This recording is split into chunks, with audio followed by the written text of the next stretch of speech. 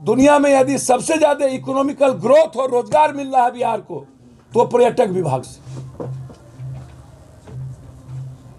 जितना पर्यटक भारत में बिहार के पास है, बुद्ध, नानक, कबीर, महावीर, विश्वामित्र, सीता, वाल्मीकि, वैशाली, राजा जनक, अयोध्या जब हो सकता है तो सीतामढ़ी का सीता क्यों नहीं? बगैर सीता के राम का क्या औचित्य, और बगैर राम के सीता के कहानी का क्या औचित्य? सीता को दुनिया में रेस्पेक्ट क्यों नहीं? ये लड़ाई, ये अभियान छेड़ेंगे हम। आर्यभट्ट, वीर कुंवर सिंह, शेरशाह सूरी, मखदूम साहब, रेणु, विद्यापति कवि, दिनकर, मंडन मिश्र, चाणक्य, लोरिक, सलहेश, सारी धरती से ज्यादा पर्यटन कहीं नहीं। केसरिया, गांधी, जुब्बा सैनी,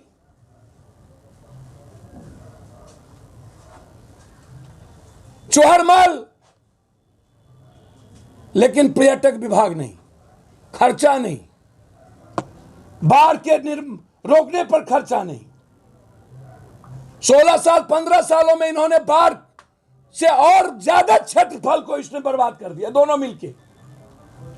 फिर ये डेली विशेष रात विशेष पैकेज से बिहार की जनता को धूल क्यों झोंक रहे हैं?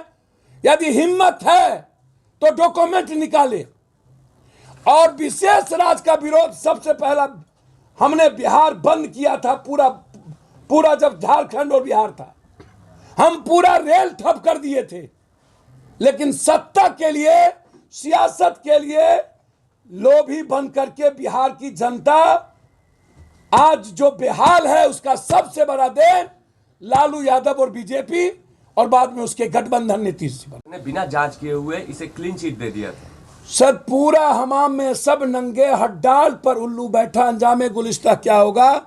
इसीलिए मैं हाईकोर्ट के जज की निगरानी में और गाय घाट की पूरी, हमें सुप्रीम कोर्ट जाना पड़ेगा तो मैं जाऊंगा कि इसको सीबीआई के साथ टैक्स किया जाए। दूसरा सवाल सर कि आपने सीता जन्मभूमि से आंदोलन की बातें कही है, उसे पर्यटन के क्षेत्र में बढ़ावा देने की बात सर, सीता की ही नहीं, वाल्मीकि की भी, लोरी की भी, सलहेश की भी, मंडन मिश्र की भी, चाणक्य की भी,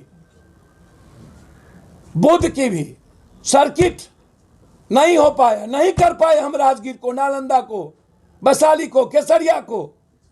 सीता के बारे में मैंने यह कहा, जब राम का अयोध्या हो सकता है तो सीता का अयोध्या सीतामढ़ी क्यों नहीं? जब राम को आप दिखा सकते हैं दुनिया में, उससे वोट ले सकते हैं, तो फिर सीता को क्यों छोड़ दिया गया? जबकि सीता एक अनाथ बच्ची थी, जनक ने अडॉप्ट किया था, और सीता की भूमिका राम से ज्यादा थी।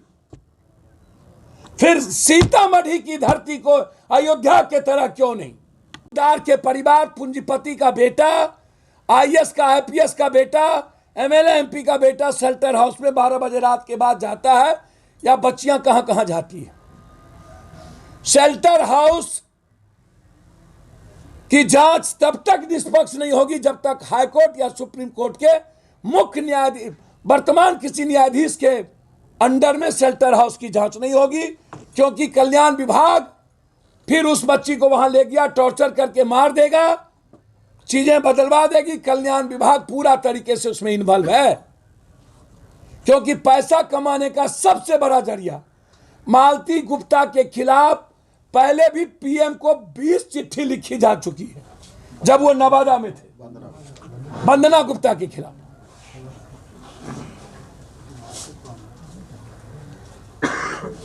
ये छोटी चीज नहीं है। इसलिए मैं पूरे शेल्टर हाउस के खिलाफ सीबीआई इंक्वायरी की मांग करता हूं, और हाईकोर्ट जज के मॉनिटरिंग में यह मैं जा रहा हूं हाईकोर्ट कहने के लिए। पूरी ऑडिट करवाई जाए और संपत्ति की जांच हो, और सीसीटीवी पूरी कैमरा की कब बंद हुई, क्यों बंद हुई, और किसने छेड़छाड़ किया, यह इंपॉर्टेंट।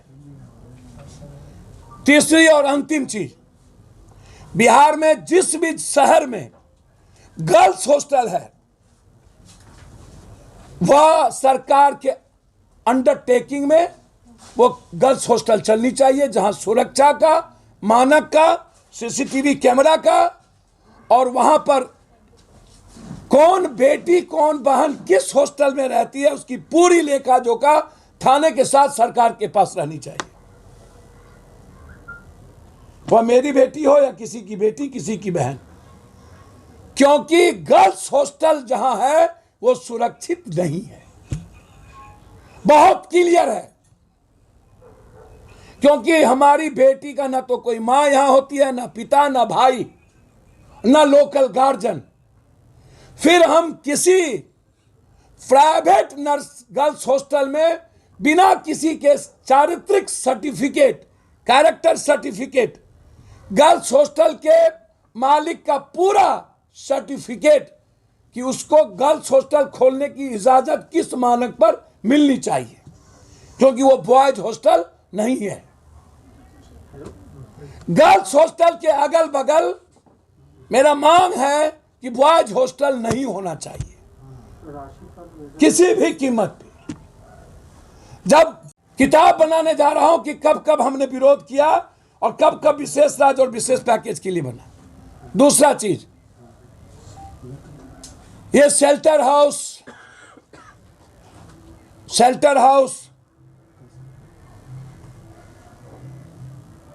सीबीआई कहां खो गई? सीबीआई बड़ी मछली तक क्यों नहीं गई? सीबीआई शेल्टर हाउस की देवरिया से लेकर के मुजफ्फरपुर 32 शेल्टर हाउस की कहानी कहां गुम हो गई? आईएएस ने कहा कि एक एक मंत्रियों को, एक एक मंत्री के पास, एक एक विधायक मंत्री एमपी के पास लगभग 60% के पास शेल्टर हाउस की बेटियां पहुंचती थी। उसमें सबसे ज्यादा आईएएस आईपीएस। कल्याण विभाग की पूरी इंक्वायरी होने की जरूरत है। 30 सालों से 40 सालों से जो कल्याण विभाग के पदाधिकारी और सेक्रेटरी हैं उसकी संपत्ति की जरूरत है।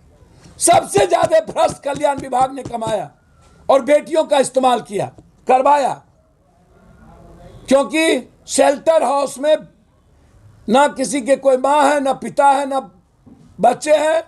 हम मौन रहने वाले नहीं हैं। हम हाई कोर्ट से डिमांड करने जा रहे हैं कि जो सीबीआई इंक्वायरी कर रही है, गाय खाट के मामले को भी उसके साथ टैच करे,